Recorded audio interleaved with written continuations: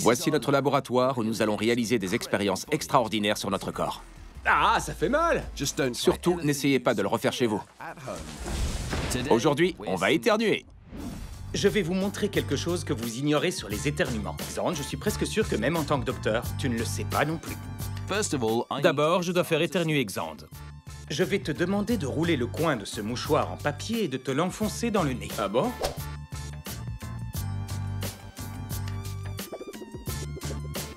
Ah, oh!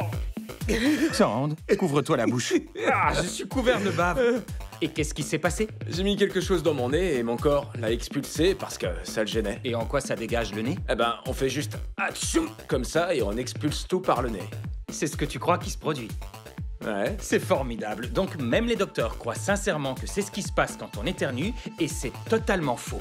On n'expulse rien du tout par le nez quand on éternue. Tout ressort par la bouche, et nous pouvons vous le prouver avec cette vidéo de moi en train d'éternuer. Ok, voilà, c'est parti. Ça va venir, ça va venir. C'est venu. On voit la salive que j'avais dans la bouche, mais rien ne sort de mon nez. C'est seulement après l'éternuement que mon corps va produire du mucus pour évacuer ce qui a irrité mon nez au départ. C'est là que la morve va sortir de mes narines. Nous venons de vous montrer que lors d'un éternuement, les projections ne sortent que par la bouche. Mais imaginez si Chris avait été malade quand il a éternué. Chacune de ces gouttelettes aurait pu contenir des germes d'une maladie. C'est pour cela qu'il est si important de se couvrir la bouche. Maintenant, nous allons vous montrer à quel point un éternuement peut être puissant. Nous allons produire une véritable œuvre d'art. Nous allons boire chacun une boisson colorée avant d'éternuer pour réaliser notre chef-d'œuvre. Vous êtes pour de l'art à germes? Alors, c'est toi qui commence?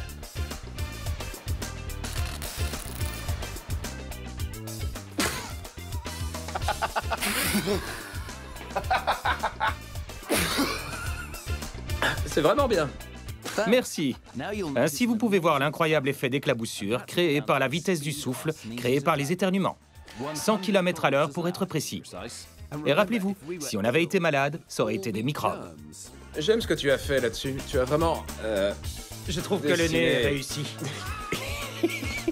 Tout le monde devrait peindre de cette façon. Après tous ces éternuements, regardez ce qui se déclenche. Oui, de la morve. C'est le mucus que notre corps a produit pour évacuer ce qui nous a fait éternuer. J'espère que nous vous avons suffisamment dépeint l'importance de couvrir votre bouche quand vous éternuez. Utilisez votre coude ou un mouchoir en papier. T'as un peu de morve, là.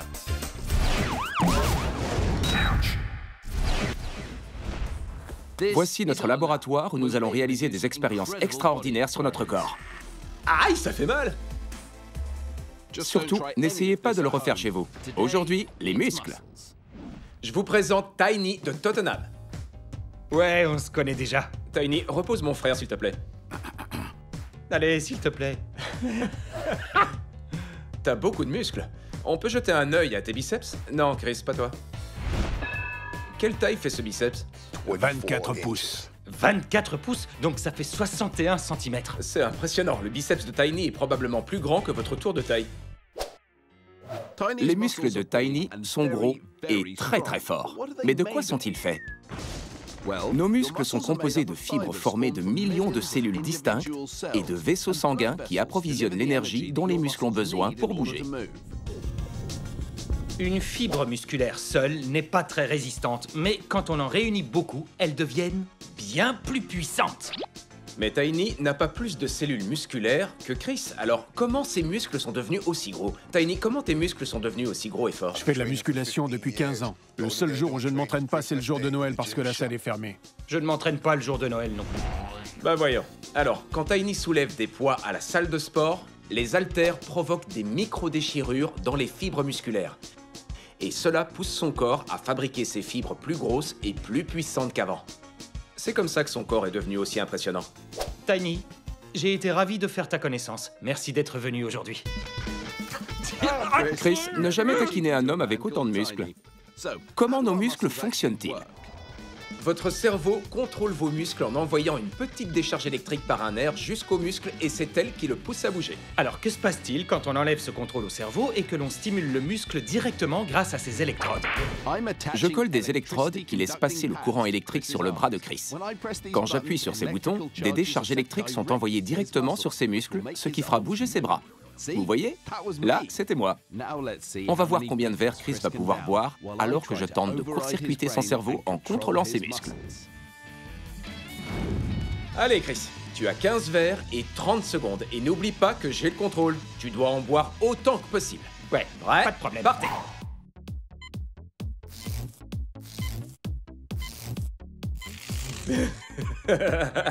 Chris a du mal parce que son cerveau envoie des signaux électriques pour déplacer ses muscles correctement. Et moi, j'interfère en envoyant d'autres décharges électriques. À cause de ces signaux électriques contradictoires, Chris a des problèmes de coordination. J'arrive pas à le lâcher. Et voilà.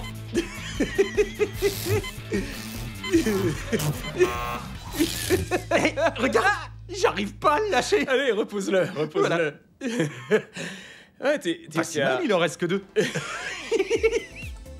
Nous venons de démontrer que l'on peut prendre le pas sur le cerveau en utilisant ces électrodes, mais pas avec grand succès. Le cerveau a une grande importance dans la coordination des muscles. Tu t'en es très bien sorti, Chris. Santé. Santé. Non. Non.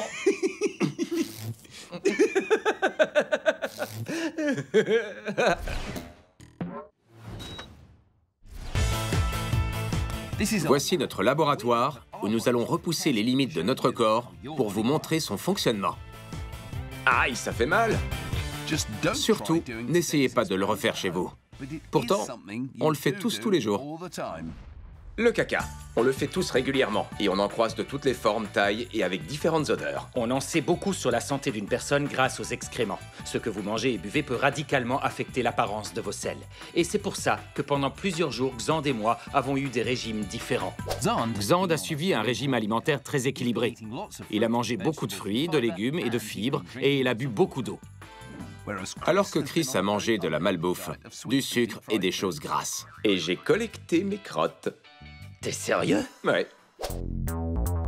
Aujourd'hui, le labo ne va pas sentir la rose. Et si vous êtes facilement dégoûté, passez ce qui va suivre. Mais les excréments sont fascinants et on va vous expliquer pourquoi. Regardons maintenant le premier échantillon. N'oubliez pas que je suivais un régime sain. Tu es prêt? Oh! Ça ressemble bien à une crotte. Et ça sent vraiment la crotte. Le caca sent fort à cause des bactéries présentes dans votre système digestif. Quand il se décompose, les aliments rejettent beaucoup de gaz et d'agents odorants. Il y a pas mal de choses à dire sur cet excrément. D'abord, il est imposant. Il est aussi mouillé et il est mou comme du porridge. C'est parce que les fibres dans mon régime ont retenu l'eau dans les excréments et c'est très important parce que ça veut dire qu'il est plus facile et plus rapide d'aller à la selle. Les fibres rendent les selles solides et le fait de boire beaucoup d'eau les aide aussi à glisser dans le gros intestin. Où est ta crotte? Je n'ai pas pu aller à la selle parce que je n'avais pas mangé de fibres. Je n'ai pas pu faire caca parce que la nourriture que j'ai ingérée est pleine de sucre et de graisse, mais très pauvre en fibres. Et mes intestins ont plus de mal à les évacuer. Alors ça reste coincé longtemps. Donc ça fait 1-0 pour moi. Ouais, c'est pas une compétition, Xand. Deuxième jour, regardons. Donc, c'est un peu moins mou que le premier jour, mais c'est parce que je n'ai pas bu assez d'eau. Il y a une autre chose intéressante à voir. La peau des grains de maïs est composée de fibres qui ne peuvent pas être décomposées par votre corps. J'ai mangé du maïs en grosse quantité pour vous le montrer. Si vous regardez par ici, ça, c'est un morceau de maïs non digéré. Xand ne peut pas digérer le maïs car il n'a pas les bons enzymes. Comme tout le monde. C'est pour ça que c'est bien de manger du maïs, pour son enveloppe fibreuse. Mais je commence à m'inquiéter pour Chris et son caca. Où est le tien? Deuxième jour, toujours rien. Donc ça fait 2-0 pour moi. Si tu gagnes cette compétition, tu n'obtiendras que plus de caca, tu t'en rends compte? Et je serai en meilleure santé. Troisième jour pour Xand. Ah ah, j'ai un caca. Mettons le mien de côté. Alors montre-nous. Oh, Chris, c'est atroce. C'est vrai que ça sent mauvais. Oh, c'est un affreux caca. C'est petit C'est sec, c'est dur et ça m'a pris un temps fou pour faire ça. Et comme je n'ai pas mangé de fibres, il n'y avait rien pour absorber l'eau et m'aider à l'expulser. Ces images ont été prises par une caméra spéciale. Elles montrent en gros plan l'intérieur de mes intestins et on remarque qu'ils sont remplis de caca. C'est à cause du manque de fibres de ce que j'ai mangé, donc mon organisme met plus de temps à le transformer. Ça fait tellement d'efforts pour un mauvais résultat. Remets le couvercle. Il vaut mieux que vous ne fassiez pas comme moi. Tu mangeras plein de fibres et boiras beaucoup d'eau à partir de maintenant. Absolument. 3 à 1. Direction notre laboratoire où nous allons mettre nos corps à l'épreuve pour vous montrer comment le vôtre fonctionne. Aïe, ça fait mal. N'essayez pas de refaire ça chez vous. Cette fois, nous nous intéressons à la peau. Plus grand organe du corps humain, la peau est une énorme barrière protectrice contre le monde extérieur. Elle nous empêche d'avoir trop chaud grâce à la transpiration et nous protège du froid grâce à la chair de poule qui emprisonne une couche d'air chaud contre le corps. Mais si vous êtes déjà resté trop longtemps dans la baignoire, vous aurez remarqué une autre caractéristique de la peau. Les doigts fripés. Tout ça se produit parce que la peau est couverte d'une couche protectrice de cellules mortes. Quand elles sont mouillées, elles absorbent l'eau et gonflent. Ces cellules mortes sont remplacées en permanence. De nouvelles cellules apparaissent constamment. Elles migrent depuis la profondeur de la peau vers la surface jusqu'à ce qu'elles meurent. Ce sont ces cellules mortes qu'on observe sur les doigts fripés de Xand. Même si on devient tout ridé dans le bain, on n'absorbe pas l'eau comme une éponge, simplement parce que la peau est aussi gorgée d'huiles naturelles qui repoussent l'eau. Ces huiles ne sont pas les seuls moyens d'éloigner les dangers, comme nous allons vous le prouver. Ceci est de l'azote liquide. Il est à une température de moins de 200 degrés Celsius. C'est l'une des substances les plus froides sur Terre et c'est très dangereux.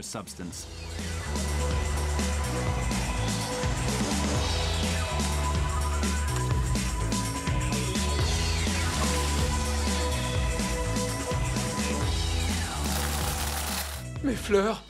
Oui, désolé, Xand. L'azote liquide est tellement froid qu'il a gelé l'eau contenue dans les fleurs. Voyons maintenant ce qui se passe quand Xand y trempe la main. T'as pas vu ce qui est arrivé aux fleurs?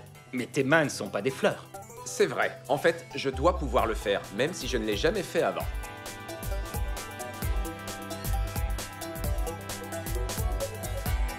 Oh!